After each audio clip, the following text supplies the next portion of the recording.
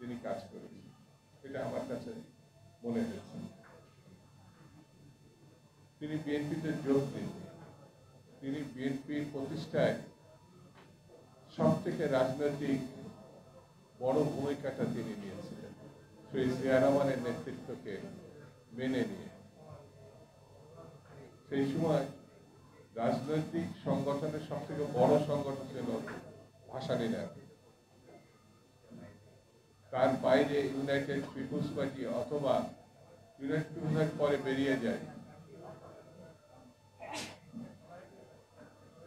মৌলানা মতিনের labour party অথবা সাজিদের মুসলিম লীগ, এত বড় সংগঠন ছিল না।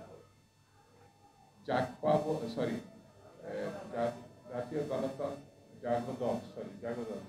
গণতান্ত্রিক পার্টি বা জাতীয়তাবাদী গণতান্ত্রিক দল, যেটি বিচারপতি সাত্তার সাহেবের নেতৃত্বে হয়েছিল, অনেকে দাবি করে এটি শহীদ জিয়া রহমানের প্রধান উদ্যোগ। আমার কাছে তা মনে হয় না, কারণ ওই সংগঠনে তিনি শহীদ জিয়া রহমান সদস্য ছিলেন না, তার ইশারাতেও হয় না, শুধু ভাইস প্রেসিডেন্ট হিসাবে সাত্তার সাহেব ওখানে গিয়েছিলেন। চারটি দলের সমন্বয়ে জাতীয়তাবাদী ফ্রন্টটি পরবর্তীতে 5টা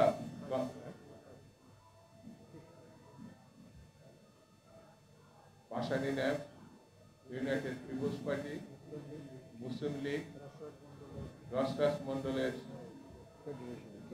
তফসিলি জাতীয় ফেডারেশন, লেবার পার্টি, 5টা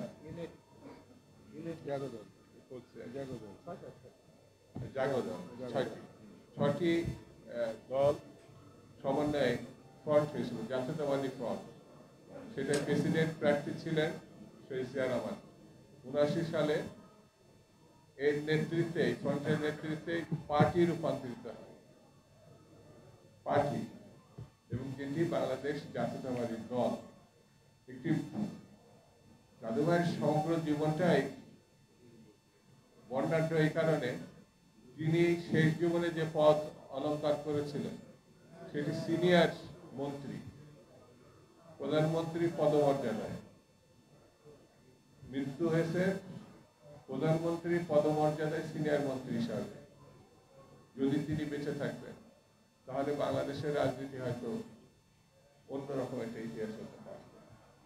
বন্ধুরা, আমি বেশি সময় দিব না, শুধু এতটুকু বলি যে আমাদের রাজনীতি, বিএনপির রাজনীতি, বাংলাদেশি জাতীয়তাবাদের রাজনীতি, শহীদ জিয়া রহমানের রাজনীতি যদি আমাদের ধারণ করতে হয় তাহলে বাংলাদেশ রক্ষা হবে।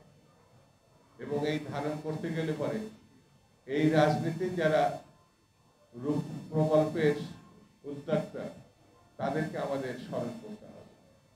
যদি স্মরণ করতে পারি, তার ভিতর মশিউর রহমান জাদু মিয়া, শাহ আজিজুর রহমান, অন্যান্য জাতীয় নেতৃবৃন্দ, আব্দুল সাত্তার আর শহীদ জিয়া ছিলেন তাদের বয়সের সবার থেকে কম, কিন্তু তিনি ছিলেন তাদের নেতা।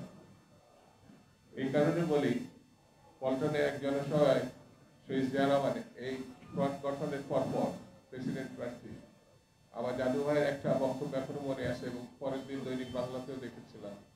শহীদ জিয়া রহমানকে উদ্দেশ্য করে তিনি বলছিলেন, আপনাকে ভাই বলবো, বন্ধু বলবো, নাকি সহকর্মী বলবো এটা জানি না, না নেতা বলবো এটা জানি না, তবে আপনাকেই আগামী দিনে বাংলাদেশ পরিচালনার দায়িত্ব নিতে হবে।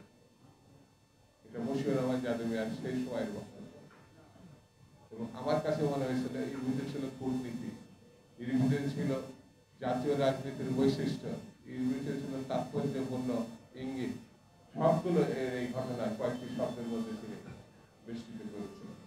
বন্ধুরা, মশিউর রহমান জাদু মিয়া আমার কাছে মনে হয়েছে তিনি আমাদের মধ্যে না থাকলেও তিনি যা দিয়ে গেছেন বাংলাদেশের জন্য, জাতির জন্য, জনগণের জন্য, দেশের জন্য, এই অপরন্ত পাওয়া শহীদ জিয়া রহমান আমার মনে হয় এই ব্যক্তির কারণেই বাংলাদেশকে আরো বেশি সামনের দিকে নিয়ে যেতে পেরেছে।